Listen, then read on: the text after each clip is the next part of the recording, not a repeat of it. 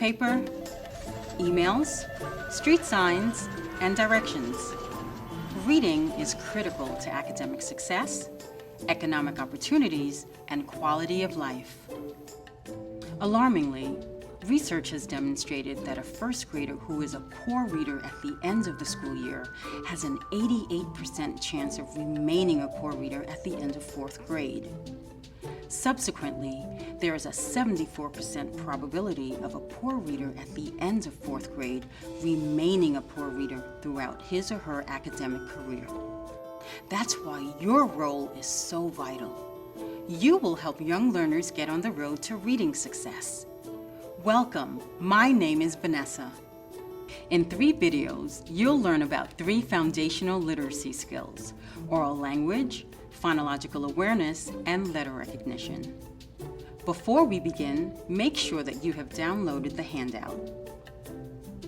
Let's begin. There are 2 components of reading: decoding and language comprehension. Decoding is translating symbols on a page into words. In other words, to be skilled readers, students need to instantly recognize words. Language comprehension, which we'll refer to as oral language, is the focus of this video. Oral language is understanding language at a listening and speaking level. Now I'm going to introduce a few activities for developing oral language. The first activity is naming. Naming involves your students naming items related to different topics and categories. By naming items and categories, you help the students organize their language for better retrieval. You might have your students name fruits. For example, have them name fruits that are red, fruits that are green, and fruits that are yellow. Your students could name fruits that are big and round, and fruits that are small and round. You want to keep the naming brisk. If your students can't name many items in a category, you name some items and have them repeat as many as they can remember. Choose a topic for naming that coordinates with the book you're reading with your students. Let's name some berries. Raspberry, blueberry, boysenberry, Good job.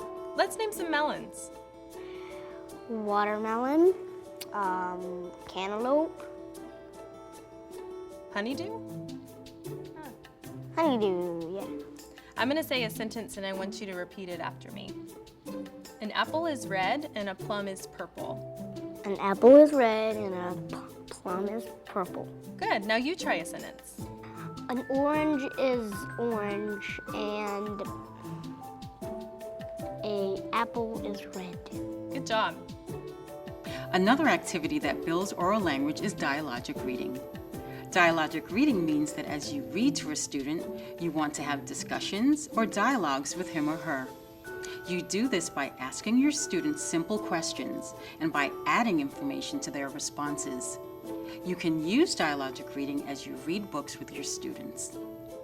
Dialogic reading looks like this. Do you know what this book is about? A bug. A bug? Yeah, actually a caterpillar. Have you ever heard of a caterpillar? What is it? It's a bug that's hairy You're right, it's hairy and it's really long. and it has 6 feet and 12 eyes. Well, based on what you know about insects, what do you think this caterpillar might eat? Leaves, Maybe some leaves? So he might see other things other than leaves that he wants to eat. What else do you think he might eat besides leaves? like berries. Maybe some berries too. So what do you think this story is about, or what did you learn about it? It's hairy, it's long, it has 6 legs and 12 eyes. All right, good job. Yes, success. Here's a mnemonic to help you remember the steps. Peer, P-E-E-R. P is for prompt. E is for evaluate.